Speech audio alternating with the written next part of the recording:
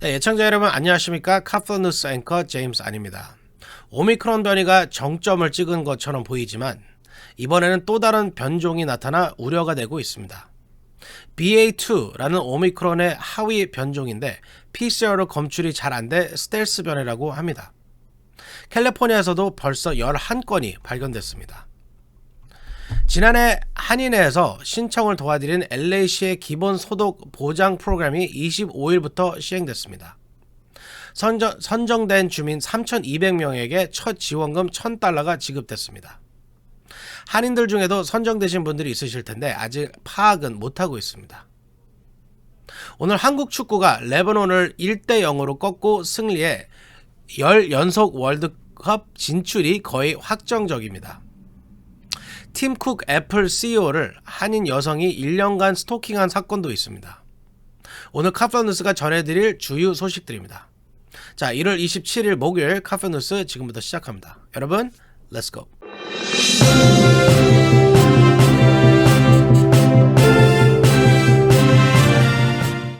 네, 첫 번째 소식은 오미크론의 변종이 출현했다는 소식입니다. PCR 검사에서 잘 확인이 안 돼 스텔스 변이라고 불리고 있습니다. 전 세계 45개국에서 발견됐고 캘리포니아에서도 이미 11건이 발견됐는데 아직 위력이 어느 정도인지 파악이 안 되고 있고 과학자들이 긴장하고 있습니다. 제프리 기자가 보도해드립니다. 오미크론 확산이 정점을 찍었다는 분석이 나오고 있는 가운데 오미크론의 또 다른 변이 유형인 BA2 변이가 출현해 보건 전문가들이 우려하고 있습니다. 바브라 페러 LA 보건국장은 신규 확진자가 감소하기 시작해 오미크론 변이 확산이 정점을 찍었을 가능성이 높지만 오미크론의 하위 변종인 스텔스 오미크론이 등장해 우려된다고 말했습니다. BA2로 명명된 새 변이는 현재 캘리포니아와 워싱턴 등 미 전역에서 발견됐으며 네덜란드와 한국 등 45개 국가에서 보고됐습니다. 캘리포니아에서는 산타클라라 카운티에서 2건이 보고되는 등 총 11건이 발견됐으며 미 전국에서는 100명이 감염된 것으로 확인됐습니다. BA2 변이는 기존 PCR 검사로는 식별이 잘 안 돼 스텔스 변이로 불리고 있습니다. 과학자들은 스텔스 변이는 PCR 검사를 통해서는 다른 변이들과 구분할 수 없기 때문에 이 변이의 확산 상황을 신속히 파악하기 어렵게 만들 것이라고 지적하고 있습니다. 스텔스 변이는 일반 오미크론 변이처럼 많은 돌연 변이를 지녔지만 PCR 검사에서 이 변이 감염 가능성을 잠정적으로 파악하게 할 수 있는 특정한 유전자 변화를 동반하지 않은 것으로 파악됐습니다. 일부 전문가들은 스텔스 변이가 급속히 확산한다면 새로운 우려 변이로 분류해야 할 수 있다는 의견을 내고 있습니다. 스텔스 변이가 일반 오미크론 변이 같은 확산 능력을 지녔는지는 아직 확인되지 않았습니다. 영국 유니버시티 칼리지 런던의 프랑스와 발로 유전학 연구소장은 기존 오미크론 변이와 스텔스 변이의 유전자 계열을 구분해야 한다며 두 계열은 서로 다른 양상을 보일 수 있다고 말했습니다. 지금까지 카플라 뉴스 제플리였습니다. 네, 한인 여성이 애플의 팀 쿡 CEO를 지난 1년간 스토킹을 하다 애플로부터 소송을 당했습니다. 이 여성은 트위터나 페이스북에 팀 쿡이 자신의 남편이며 아이들의 아빠라고 주장하며 팀 쿡 CEO에게 $5억 요구하고 팀 쿡 CEO의 집까지 침입하려 했다고 합니다. 좀 황당하고 기가 막힌 것이죠? 피터 장 기자가 보도합니다. 40대 한인 여성이 팀 쿡 애플 CEO를 자신의 남편이자 자녀들이 아빠라고 주장하며 1년간 집요하게 스토킹을 해 법원으로부터 접근 금지 명령을 받았습니다. 26일 데일리 메일에 따르면 줄리아 최씨로 알려진 한인 여성은 일면식도 없는 쿡 CEO에게 200통이 넘는 이메일을 보냈으며 소셜미디어를 통해 자신이 쿡 CEO의 아내이며 그와 쌍둥이 자녀를 낳았다고 주장했습니다. 또 그녀는 버지니아에서 쿡 CEO가 있는 캘리포니아까지 찾아와 부인 행세를 해가며 애플 직원들과도 접촉한 것으로 알려졌습니다. 애플을 사칭해 캘리포니아, 뉴욕, 버지니아에서 가짜 회사를 오픈하기까지 했습니다. 그녀는 트위터 계정도 줄리아 리 쿡이라는 이름으로 등록해 나와 잠자리를 같이 하는 사람이라는 등 마치 자신의 쿡 CEO의 부인인 것처럼 행세했습니다. 쿡 CEO가 소셜미디어에 올라오는 글마다 나의 사랑하는 남편이라는 댓글을 달며 나는 청소도 요리도 하지 않고 남편만 기다린다면서 그와 같이 살고 있는 것처럼 보이려고 한 것으로 드러났습니다.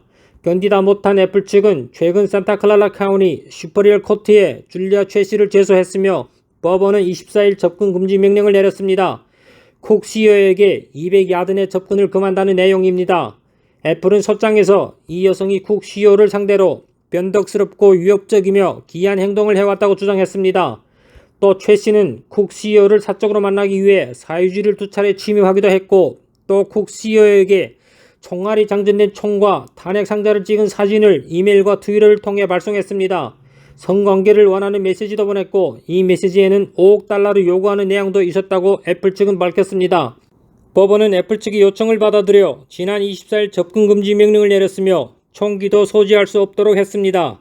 첫 정식 공판은 오는 3월 29일 열릴 예정입니다. 지금까지 카플라 뉴스 피터장입니다. 네, LA시가 작년에 저소득 주민들에게 월 $1,000를 지급하는 기본소득 보장 프로그램 빅 립 신청을 받았었죠. 한인에서도 한인들의 신청을 도와드렸는데요. 25일부터 첫 번째 지원금 $1,000가 지급됐다고 합니다. 제니바 기자가 전해드립니다. LA시의 기본소득 보장 프로그램이 Basic Income Guaranteed, Los Angeles Economic Assistance Program, 빅 립 수혜자에 대한 첫 번째 지원금이 25일부터 지급되기 시작했습니다. 지난해 LA시가 도입한 한인회에서도 한인들의 신청을 도왔던 이 프로그램은 수혜자 대상자로 선정된 3,200가구에 12개월간 매달 $1,000씩 현금이 지급됐습니다.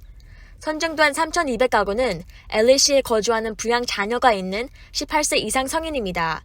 지급 대상은 코로나와 관련된 의료 또는 경제적 어려움을 겪었고 소득 수준이 연방 빈곤선 이하여야 합니다.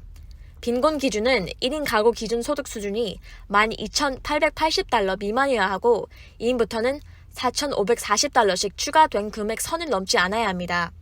즉 2인 가구는 17,420달러, 3인 가구는 21,960달러 미만이어야 합니다. 이 프로그램을 주도한 커넌 프라이스 구지구 CEO는 이 프로그램 저소득 가정의 생명선이 될 것이며 빈곤을 넘어설 수 있는 기회가 될 것으로 희망한다. 이것은 미국에서 가장 큰 규모의 소득 보장 실험이 될 것이라고 말했습니다. 월 $1,000 수혜자 대상자로 선정된 The John Marcel은 폭스 11 뉴스에 이 돈을 주로 저축과 식량에 사용할 것이라고 말했습니다. 그녀는 팬데믹 기간 직장에서 해고됐으며 그 이후 재택근무를 하는 직업을 찾기 위해 고군분투했다고 밝혔습니다. 머셀러와 그녀의 딸은 25일 $1,000 현금을 받은 뒤 Food for Less가 축하 식사를 위한 식료품을 구입했다고 합니다. 프로그램 신청은 지난해 11월 마감됐습니다.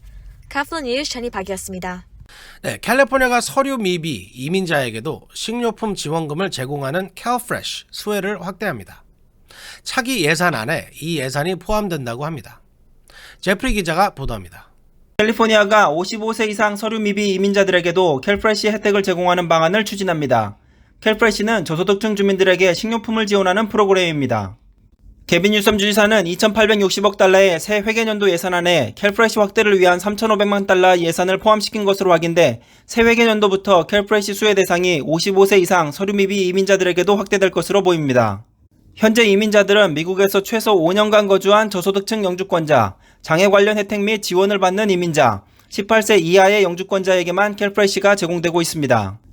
대상자가 확대되면 서류 미비 이민자 160만 명이 추가로 캘프레시 혜택을 받게 되는 것입니다. 저소득층 식비 지원 법안, 일명 푸드포올 법안을 발의한 멜리사 허타도 주 상원 의원은 이번 주지사의 발표는 모두가 식료품 지원에 대한 기회를 균등하게 가질 수 있는 첫걸음이 될 것이라며 기후변화와 지속적인 인구 증가로 식량 불안정 문제가 악화될 것으로 보이는 가운데 이번 법안은 주민의 조동성과 건강을 지키는 일이 될 것이라고 말했습니다.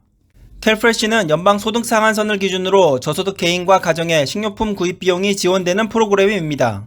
저소득층 가정을 위해 정부가 식품 구입비를 카드에 입금해 제공하는 혜택으로 카드는 데비카드나 크레딧카드처럼 식료품 가게나 여러 마켓에서 사용할 수 있습니다. 지금까지 카플라 뉴스 제플리였습니다. 네, 캘리포니아주가 올해부터 새로운 동물 복지법을 시행해 돼지고기 값이 폭등할 수 있다고 작년에 카플라 뉴스에서 전해드린 적이 있습니다. 걱정했던 것과 달리 돼지고기 값이 폭등하지는 않게 됐습니다.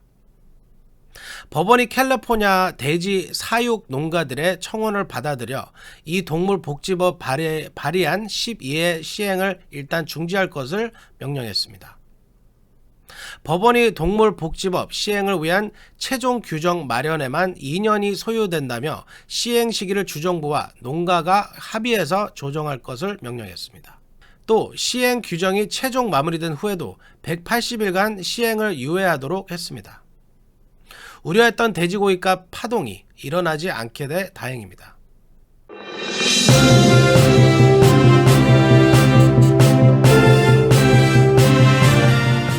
네, 여러분 부스터샷 다 맞으셨죠? 하지만 이 부스터샷도 올 가을쯤이 되면 효력이 사라지게 될 것이라는 전망이 나왔습니다. 결국 또다시 4차 접종을 받아야 하는 셈이죠. 피터장 기자가 보도합니다.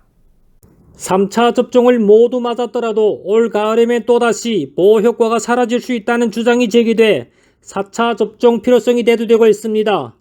모더나의 최고 의학 책임자 폴 버튼 CMO는 오늘 모더나 백신과 부스터샷을 모두 맞았더라도 올 가을기에는 보호 효과가 사라질 수 있다고 말했습니다. 모더나의 폴 버튼 CMO는 CNN에 나와 접종 6개월 뒤 항체의 보호 효과가 약화되는지를 묻는 질문에 이같이 밝혔습니다. 버튼 CMO는 뉴 잉글랜드 저널 오브 메디슨에 실린 연구 결과를 가리키며 그 데이터는 모더나의 백신을 맞고 부스터샷까지 접종했더라도 6개월쯤 되면 그 보호 수준이 떨어지기 시작했다면서 아마도 올 가을쯤에는 그 보호 수준이 보호를 받지 못하는 수준까지 내려갈 것이라고 말했습니다. 이 논문은 모더나의 코로나19 백신이 오미크론 변이에도 계속 보호 효과를 제공하지만 시간이 지나면 항체의 보호 효과가 약화되면서 부스터샷을 맞은 지 6개월 뒤에는 항체의 6분의 1 수준으로 떨어졌다고 밝혔습니다. 버튼 CMO는 다만 지금으로서는 백신을 맞고 부스터샷도 맞은 사람들이 보호되는 것은 좋은 소식이라고 생각한다. 하지만 우리는 계속 지켜봐야만 한다고 덧붙였습니다. 카플란 뉴스 피터장입니다. 네, 델타에 이어 오미크론, 다시 스텔스 변종까지 나왔는데요.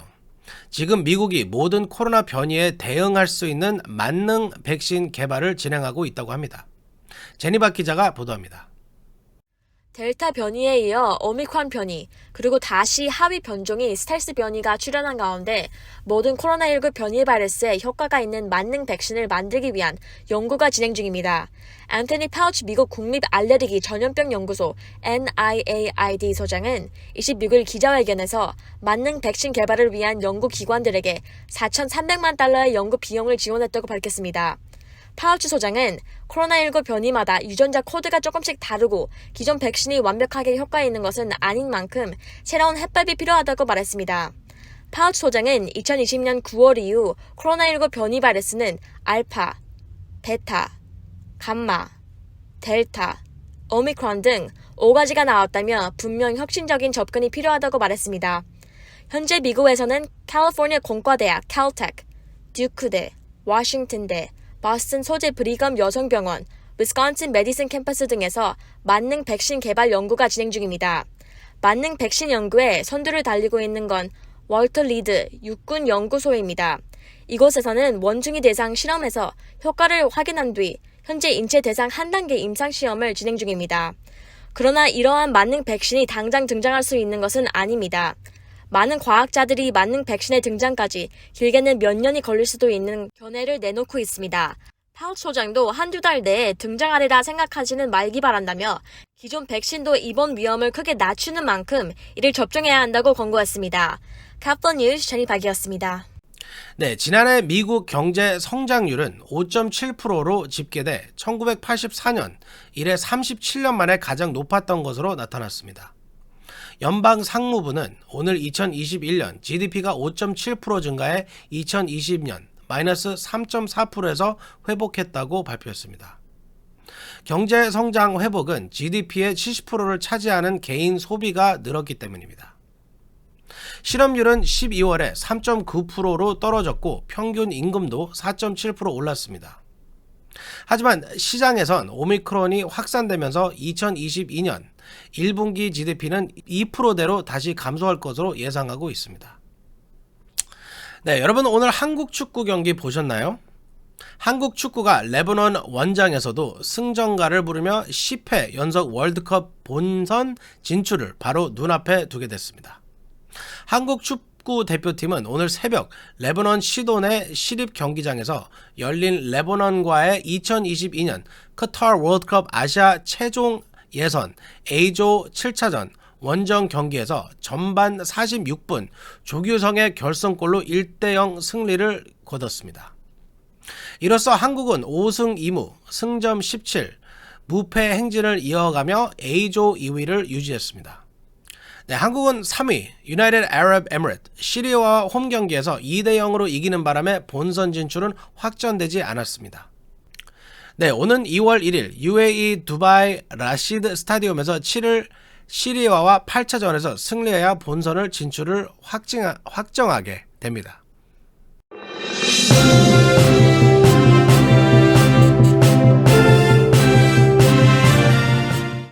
네, 오늘 저희가 전해드릴 소식은 여기까지입니다. 제 주변에서 요즘 코로나 테스트를 한 뒤 포지티브 판정을 받았다는 분들이 갈수록 늘고 있습니다. 정말 자칫 방심을 하면 코로나에 걸리는 것 같습니다. 특히 나이 드신 분들, 기저질환이 있으신 분들은 조심해야겠습니다. 증상이 없더라도 후유증이 남는다고 합니다. 다시 한번 당부드립니다. 자, 1월 27일 카프뉴스 여기서 마치겠습니다. 저는 LA 한인회장 제임스 한이었습니다. 내일 다시 찾아뵙겠습니다. 감사합니다.